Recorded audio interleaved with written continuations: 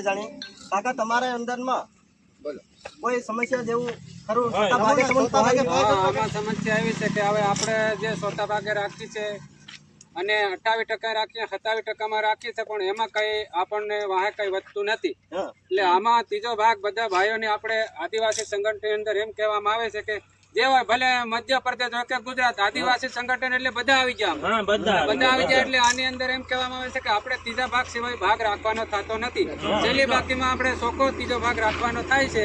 અને તે પછી આપણને ન પોઈન્ટ કે સેટ કદાચ આપણને ભાગ નહીં આલે તો આપણે ભાગ રાખવાનો થતો નથી. છેલ્લી બાકી છૂટક મજૂરી કરો એની અંદર આપણને 500 રૂપિયા હાજરી થાય છે. અત્યારે 200 રૂપિયા આપણે 200 ની ઉપર બી મજૂરી વીણવા આવે છે, એને આપણે એનો ભાવ આલીએ છીએ. તો પછી આપણે ચોથા ભાગમાં 28%માં 30%માં આપણી પાસે શું વધે છે?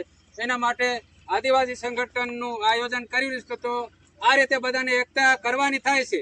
અને આપણે બધા જેટલા બી આપણે મળીને કરશું આપું, મતલબ જેટલા બી આપું મળીને કરવું એટલું તાપડ તો થાય. અને જે બી આપું જેટલા હમણાં 2-3 જણા મળીને ઉઠાવું કઈ નહીં થાય.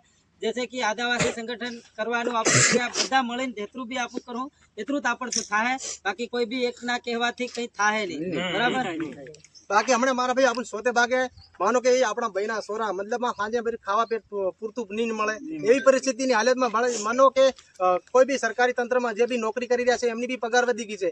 માનો કે કોઈ બી આપણે ડ્રાઈવરિંગ ભાઈઓ કર્યા છે એમની બી પગાર વધી ગઈ છે. હરેક વસ્તુની મતલબ મોંઘવારી બી વધી ગઈ. માનો કે આપણે તેલનો ડબ્બો લેવા જાય 2500-3000 રૂપિયા ભાવ ચાલી રહ્યો, તો આપણે સોતા ભાગમાં આપણું બધું પૂરું પાડવા જાય નહીં પડી રહ્યું. એના હિસાબથી આપણે 50-60 વર્ષથી માનો કે આપણા બાપ દાદા રાખી રહ્યા સોતા ભાગે, તો માનો કે હવે ખરેખર ત્રીજો ભાગ કરવો જોઈએ ને. બોલો આપણે બધાને મળીને એકતા રાખવાની. જય જોહર, જય જોહર, જય આદિવાસી. આનો સોતા ભાગે કોઈ બી વસ્તુ રાખવાની નથી. આપણે 12 મહિના મજૂરી કરી લેવાની 300-500 રૂપિયા હાથ હોય, પણ ત્રીજો ભાગ રાખવાનો થાય છે, જેથી કરીને આપણને 5 પૈસાની બચત થાય. બાકી બધા કોઈ બી ભાઈઓ તો બધા બોલી શકો છો. આપણે ખુલ્લે બોલો, ધ્યાનથી સમસ્યા હોય તો બધાને બોલવા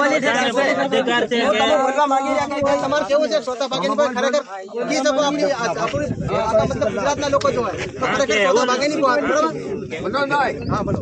ત્રીજા ભાગ વગર અમને પહોંચતું નથી ભાઈ. આદિવાસી સંગઠન આપણું એક થાવ, સમજ્યા?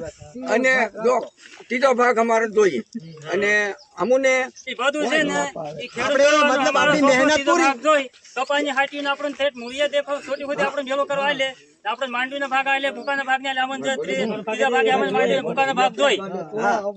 પણ એ ક્યારે થાય? આપણો આદિવાસી એકતા કરે અમને એકતા ને મળે. આપણો ફાયદો બીજા લોકો ઉઠાડે તો ભાઈ આપણો એક બની રહ્યો તો ભાઈ આપણને બી ફાયદો થશે.